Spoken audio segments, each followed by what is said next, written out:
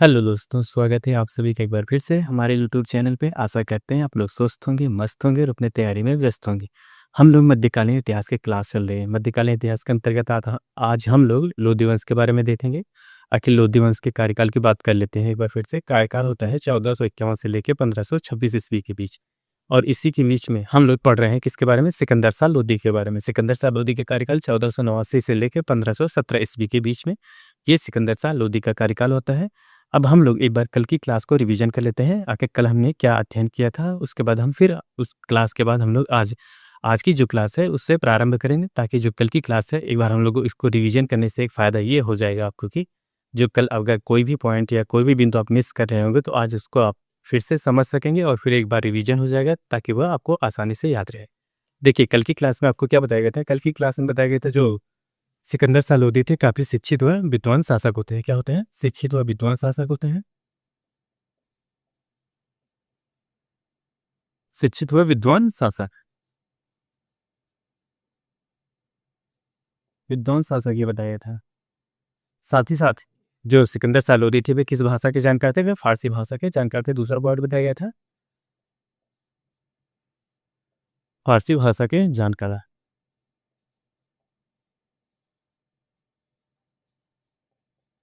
फारसी भाषा के साथ जानकार होने के साथ साथ वे चाहते थे वे कहा जाता है जब ये शिक्षित और विद्वान होते थे। साथ ही साथ जो कह सकते हैं जो सिकंदर शाह लोधी के शासनकाल में या जो अफगान वर्ग होते थे, अफगान वर्ग के बच्चों को चाहते थे वे शिक्षित हो और सभ्य बने।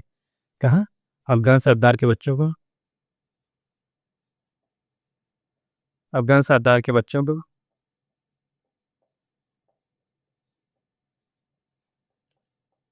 बच्चों को शिक्षित व सभ्य बनाना चाहते थे। क्या करना चाहते थे? शिक्षित व सभ्य बनाना चाहते थे। शिक्षित व सभ्य बनाना चाहते थे। शिक्षित जब होंगे या सभ्य होंगे तो इससे ताकि जो दिल्ली सल्तनत होगा उसका विकास अच्छा खासा होगा। इस वजह से वे अपनी जनता को शिक्षित व सभ्य बनाना चाहते थे। साथ ही साथ इनके शासनकाल में ये कार्य इन्होंने ये करते हैं कि 6 माह पश्चात यह कहते हैं 6 माह के अंतराल के बीच में एक सारणी या एक सूची तैयार करते हैं। जितने शिक्षित वर्ग होते हैं या शिक्षित व्यक्ति को उस सूची में शामिल किया जाता था। अगला पॉइंट बताया गया है 6 माह के अंतराल पर 6 माह के अंतराल पर एक शिक्षित वर्गों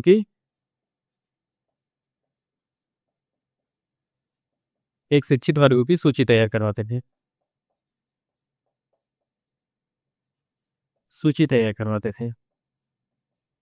इस सूची को जब तैयार हो जाती थी, इस सूची में जो भी व्यक्ति कह सकते हैं चुने जाते थे या सूची में नामांकित होते थे, उन व्यक्तियों को कह सकते हैं आर्थिक सहायता देते थे या जागीर देते थे, ताकि वे अपना आगे का जो होता है शिक्षा ग्रहण कर सके। इस वजह से इन्होंने ये कार्य करते हैं। इसी के साथ साथ इन्होंने अपने शासनकाल में और अगला पॉइंट बताया गया था, इन्होंने अपने शासनकाल में अनेक मस्जिदों का निर्माण करवाते हैं। क्या करते हैं? अनेक मस्जिद का निर्माण करवाते हैं। मस्जिद का निर्माण कह सकते हैं इस मस्जिद में जो मस्जिद उन्होंने निर्माण करते हैं, इस मस्जिद में धर्म गुरुओं के साथ साथ एक शिक्षक या ऐसा कह सकते हैं एक शिक्षक या कह सकते हैं एक टीचर की नियुक्ति करते हैं। इसी के साथ साथ एक मेहतर की भी व्यवस्था किया जाता है, ताकि मेहतर का कार्य होता था कि जो मस्जिद होता है इसकी साफ सफाई और शिक्षक होते थे या टीचर होते थे जो नियुक्त किए जाते थे, उनका कार्य होता है कि जो अफगान बच्चे होते थे या अन्य बच्चे होते थे उनको शिक्षा देना। धर्म गुरु का कार्य होता है कि वे अपने धर्म कह सकते हैं जो इस्लाम धर्म है उसके बारे में अच्छी बातों का प्रचार प्रसार करना, ताकि लोगों को अधिक से अधिक धर्म जो इस्लाम धर्म है उसको कबूल के या कह सकते हैं इस्लाम धर्म को अधिक से अधिक लोगों को ग्रहण कराया जा सके। ये आपको बताया गया था। फिर इसके बाद अगला पॉइंट आपको बताया जो ये कह सकते हैं जो मस्जिद का निर्माण कराते हैं, मस्जिद को सरकारी स्कूल के रूप में उन्होंने तब्दील करते हैं। क्या करते हैं बाद में? जो मस्जिद होती है उनको सरकारी स्कूल कह सकते हैं, सरकारी स्कूल के रूप में उन्हें परिवर्तित करते हैं। जो मस्जिद बनवाता है कह सकते हैं मस्जिद बनवाने के पश्चात उसमें पहले से एक शिक्षक नियुक्त किया रहता है। शिक्षक नियुक्त करने के बाद उस मस्जिद को ये एक स्कूल के रूप में परिवर्तित कर देते हैं, तो जो सरकारी स्कूल के रूप में परिवर्तित होते हैं। इसी के साथ साथ आपको कल की क्लास में बताया गया था कि इन्होंने जो संस्कृत के कई ग्रंथ होते हैं, संस्कृत के कई ग्रंथों को फारसी में अनुवाद कराते हैं। अनेक ग्रंथों का अनुवाद फारसी में कराते हैं। फारसी में क्यों कराते हैं? पहले से ही जो सिकंदर शाह लोधी होते हैं इन्हों पहले से ही जो फारसी का ज्ञान था, इन्हें फारसी का ज्ञान था, ताकि जो संस्कृत के ग्रंथ होते हैं उन भी जो सिकंदर शाह लोधी उनको भी समझने में आसानी हो सके, या कह सकते हैं उस ग्रंथों में क्या लिखा गया है उनके जानने की रुचि होती है। अगर आप शिक्षित व्यक्ति रहेंगे तो आपको जानने की अभिरुचि ज़्यादा रहेगी। यही कार्य सिकंदर सालोदी के भी थे। वे संस्कृत ग्रंथ होते थे, कह सकते हैं हिंदू धर्म से संबंधित ग्रंथ जो होते थे उनका फारसी में अनुवाद कराते थे, फिर उसके बाद भी अध्ययन करते थे, तब ताकि उनको पता चले कि जो अन्य धर्मों के लोग हैं या जो अन्य समुदाय के लोग हैं उनके ग्रंथों में क्या क्या लिखा गया है, मानव कल्याण के लिए क्या योजनाएं बनाई गई, इन सब के बारे में जानते हुए तभी अपनी नीतियों को कार्यान्वित कर सकते थे। अगला पॉइंट आपको बताया गया था, इन्हीं के कह सकते हैं जो ये सिकंदर सालोदी होता है, सिकंदर सालोदी ने अपने कह सकते हैं अपने शासनकाल में या अपने साम्राज्य में आदेश देते हैं जो आयुर्वेद ग्रंथ होता है। कौन सा ग्रंथ है? आयुर्वेद ग्रंथ का फारसी में अनुवाद करवाने के लिए, फारसी में अनुवाद करने के लिए किस नाम से होता है? ये होता है फरहंगरे सिकंदरी, सिकंदर शाही। ये होता है फरहरे सिकंदरी शाही के नाम से इन्होंने जो आयुर्वेद ग्रंथ होता है उसका फारसी में अनुवाद किया जाता है। इसी के साथ ये संगीत प्रेमी होते थे, क्या होते थे? संगीत, इन्हें संगीत में रुचि होती थी, कह सकते हैं संगीत में रुचि होने के साथ साथ ये शहनाई जो वाद्य यंत्र होता है, शहनाई वाद्य यंत्र सुनने का शौकीन होते हैं। कौन सा? शहनाई वाद्य यंत्र सुनने के शौकीन,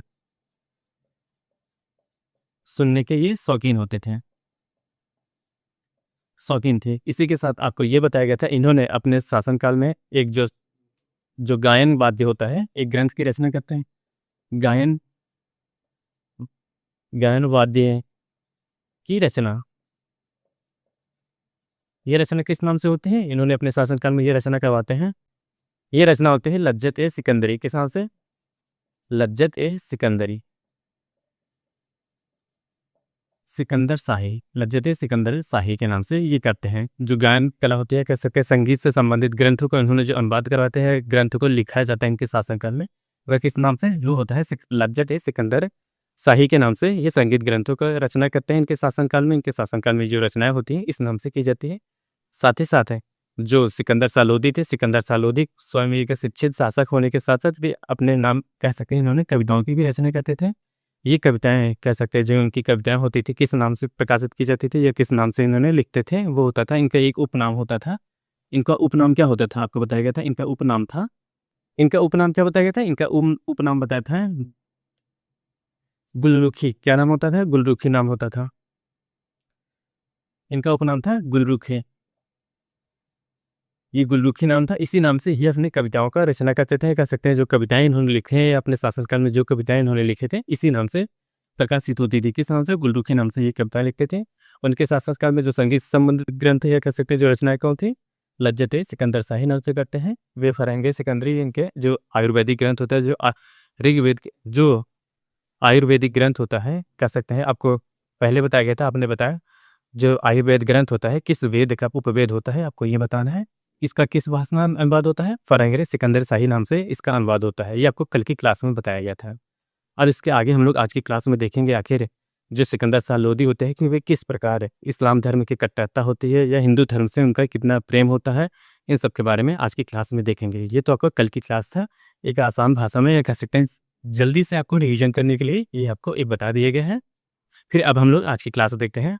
देखिए आज की क्लास में इनके बारे में जान लेते हैं। इनके बारे में सबसे पहले जान लेते हैं इनके शासनकाल में जो दिल्ली सल्तनत में जो निर्धन होते हैं या गरीब व्यक्ति होते थे उनके लिए इनके शासनकाल में उनके लिए खाने और पीने या कह सकते हैं कि खान पीन की और कपड़े की व्यवस्था मुफ्त में दी जाती थी। क्या होता था? गरीब तबके लोग, गरीब वर्गों को लिए, गरीब वर्गों के लिए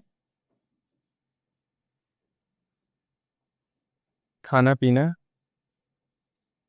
व वस्त्र निःशुल्क दिया जाता था, निःशुल्क देता था। क्या होता था? जैसे इनके दिल्ली सल्तनत में जो भी व्यक्ति गरीब होते थे या कैसे थे, गरीब का तात्पर्य होता है कि उनके पास पर्याप्त धन नहीं होता था। धन न होने की वजह से वे अपने भरण पोषण का पालन कर सकते हैं, पालन पोषण नहीं करने में या कह सकते हैं करने में अक्षम होते थे। इन जो संत कह सकते हैं सिकंदर सालोदी होते हैं इनके साम्राज्य में इन्हें मुफ्त में मिलता था। क्या सकते हैं उनके खाने की व्यवस्था की जाती थी, पानी पीने की व्यवस्था की जाती थी, साथ साथ उनके वस्त्र होते थे या कपड़े होते थे उन्हें सिकंदर सालोदी मुफ्त में देता था। ये कार्य करते हैं।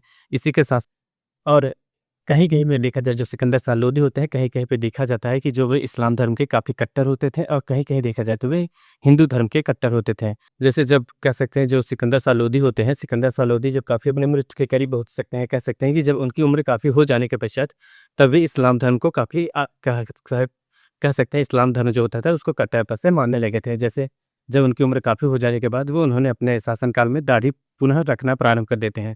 दाढ़ी रखने के साथ-साथ उन्होंने रोज़ा भी रखना प्रारंभ कर देते हैं। ये इस्लाम धर्म की परंपरा है कि आप अगर इस्लाम धर्म के अनुयायी हैं या इस्लाम धर्म से संबंध आपका रखते हैं तो आप ये कार्य अवश्य करेंगे। एक तो रोज़ा रखने का कार्य होता है, रोज़ा रखने के कार्य के साथ-साथ आप दाढ़ी रखना ये अनिवार्य होता था, ये इस्लाम धर्म के। जब उनकी मृत्यु कह सकते हैं या काफ़ी वृद्ध हो जाते हैं तो ये अपनी ही परंपराओं को पुनः अपने अंदर समाहित करने लगते हैं। कह सकते हैं इस्लाम की ये कट्टरता प्रारंभ हो जाती है इनके अंदर। जैसे जब ये अपने शासनकाल में इन सब चीज़ों का पालन करने में थोड़ा भी कहीं भी भूल-चूक हो जाती थी, इस वजह से जो ये सिकंदर शाह लोदी होते हैं, ये अपने शासनकाल में दान दान देने की प्रथा प्रारंभ करते हैं। कह सकते हैं दान देते थे, दान देने से इनका कहने का तात्पर्य था कि अगर दान दिया जाए तो जो हमारे पाप हैं, वे धुल जाते हैं। ये कार्य सिकंदर शाह लोदी ने करते हैं। क्या करते हैं? पॉइंट भी देखते हैं, देखिए, ये इस्लाम धर्म की कट्टरता इनके अंदर निहित होने लगी थी। इस्लाम धर्म की कट्टरता निहित होने लगी थी।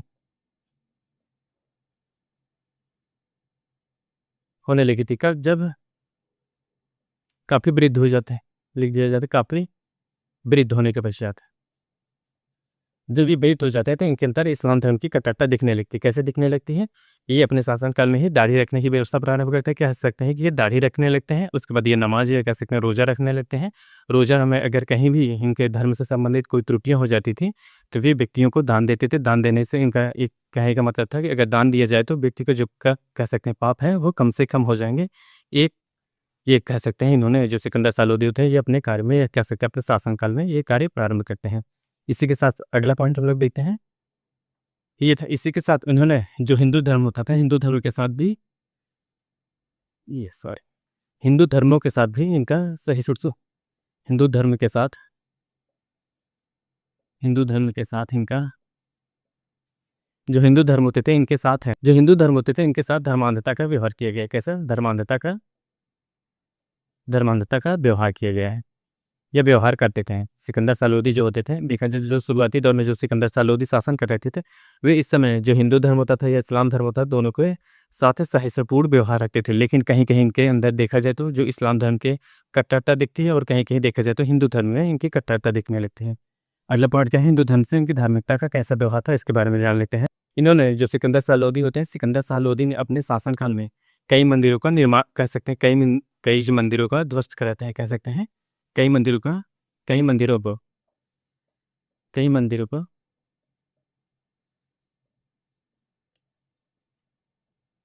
कई मंदिरों को ध्वस्त या कह सकते हैं या कई मंदिरों को टूटवा देते हैं। ये कार्य करते हैं। ये कार्य किसके शासनकाल में होता है? सिकंदर शाह लोदी के कार्य में होता है। आखिर इन्होंने क्यों करते हैं? इनका कहने का मतलब था अगर मंदिर रहेगा जो कह सकते हैं धर्म होगा या आस्था होगा उनमें ज़्यादा होगा। इसी वजह से ये मंदिर तुड़वा देती है के साथ-साथ इसी के साथ-साथ जो सिकंदर शाह लोदी होते हैं, जो हिंदू धर्म होते हैं, कह सकते हैं हिंदू व्यक्ति होते थे, हिंदू व्यक्ति को इस्लाम धर्म ग्रहण करने के लिए प्रेरित किया जाता था। इनके शासनकाल में क्या होता था? हिंदुओं को हिंदुओं को इस्लाम स्वीकार करने के लिए प्रेरित करते थे।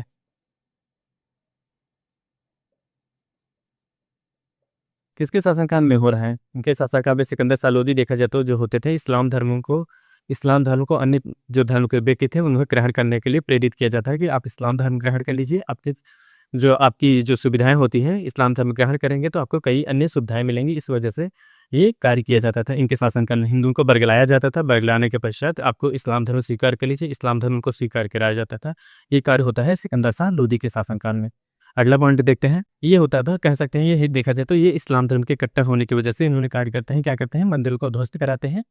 अगर जब ये इस्लाम धर्म के कट्टर होंगे, जितने भी इस्लाम धर्म के शासक होते हैं वे चाहते थे कि जो हिंदू धर्म है उनके मंदिरों को तोड़ा जाए, ताकि उन्हें मंदिर अगर तोड़ा जाएगा तो इसी के साथ साथ वे उनको जो कह सकते हैं जो हिंदू धर्म से संबंधित कह सकते हैं जो जजिया कर होता था ये लगाया जाए। जजिए का लगाने के पश्चात जो इनके हिंदू धर्म या कह सकते हैं हिंदू धर्म में काफ़ी दिक्कतें पैदा करेंगे। तो ये ज़ाहिर-सी बात है, जब दिक्कतें होंगी धर्मों में तो ये हिंदू धर्म छोड़ के इस्लाम धर्म को स्वीकार करेंगे।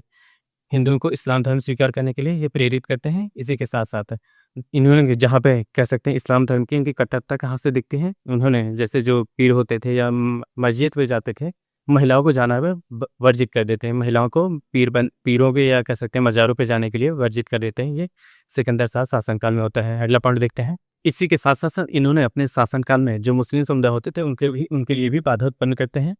ये कहते हैं मुस्लिम समुदाय के लिए बाधा। मुस्लिम समुदाय के लिए बाधा। आखिर इन्होंने मुस्लिम समुदाय के लिए क्या बाधा उत्पन्न करते हैं? पहला बाधा लिखते हैं, जैसे जो मुस्लिम या कह सकते हैं इस्लामिक महिलाएँ होती थीं या कह सकते हैं मुस्लिम महिलाओं को मुस्लिम महिलाओं को पीरों की मस्जिद पीरों की मस्जिद पीरों के मज़ारों पे पीरों के मज़ारों पर जाने से प्रतिबंधित किया।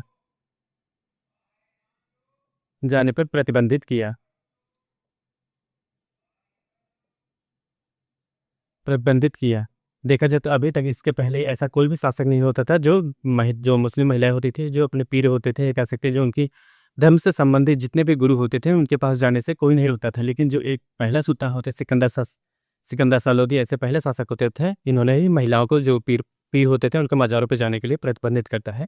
इस तरह देखा जाए तो कहीं न कहीं वे इस्लाम धर्म के भी विरोधी साबित होते हैं। ये कार्य होता है, कह सकते हैं जो सिकंदर शाह लोदी होते हैं अपने शासनकाल में ये कार्य करते हैं। इसके बाद हम लोग अगली क्लास में देखते हैं इन्होंने आगे क्या कार्य करते हैं। आज के लिए बस इतना ही। आप हमारे चैनल पर नए हो तो चैनल को लाइक करें, शेयर करें, सब्सक्राइब करें। मिलते हैं नेक्स्ट वीडियो में, तब तक के लिए धन्यवाद। Bye bye.